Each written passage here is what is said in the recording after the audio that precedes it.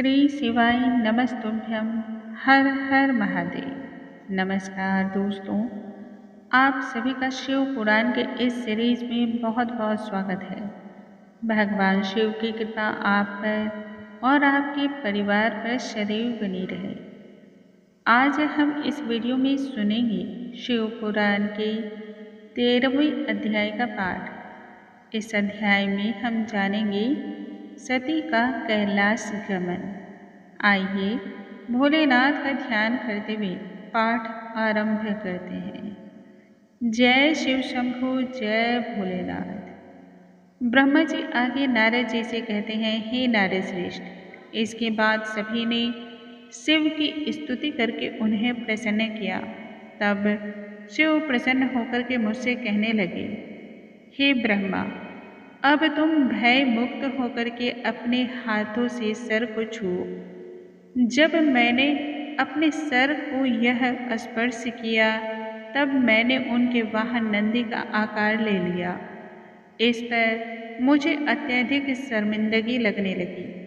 तब मैं कहने लगा, हे नाथ, मेरे प्रायश्चित का कोई उपाय बतलाइए। इस बात पर भगवान शिव कहने लगे, तुमने वीर्यपात का जो कार्य किया है उसके लिए तुम्हें प्रायश्चित करना पड़ेगा, और प्रायश्चित के तहत तुम्हें पृथ्वी पर ब्राह्मणों के लिए अनुष्ठान को संपन्न कराना या इस प्रकार के कार्यों को करना है।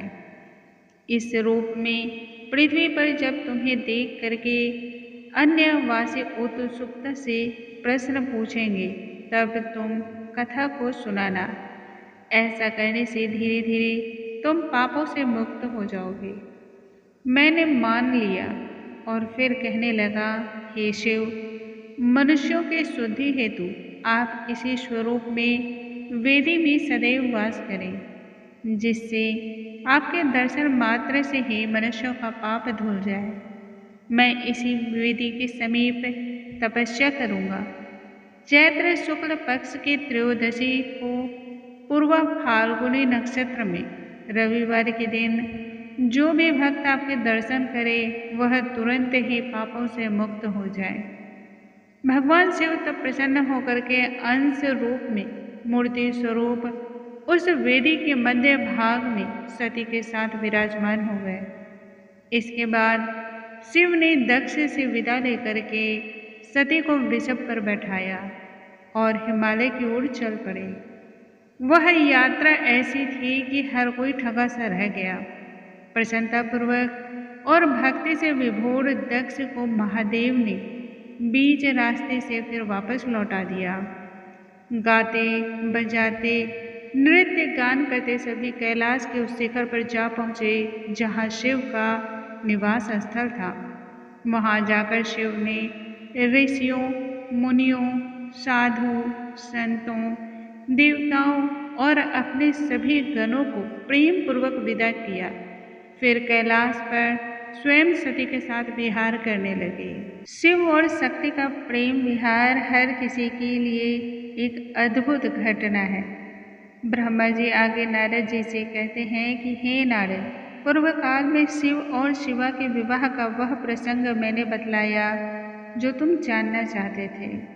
जो भक्ति पूर्वक किसी भी मांगलिक कार्य के आरंभ होने से पूर्व इस कथा को सुनता है, कहता है या फिर इससे जुड़े हुए सभी नियमों का पालन करता है, उसकी सभी कार्य निर्विघ्न पूर्ण होते हैं। इसको श्रवण करने से दुल्हन, सुख, सौभाग्य, अच्छे आचरण, अच्छे गुणों तथा स्त्रियां संपन्न होकर के पुत्रवती होती हैं।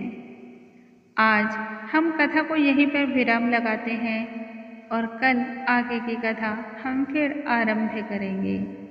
जय भोलेनाथ, जय शिव शंभो।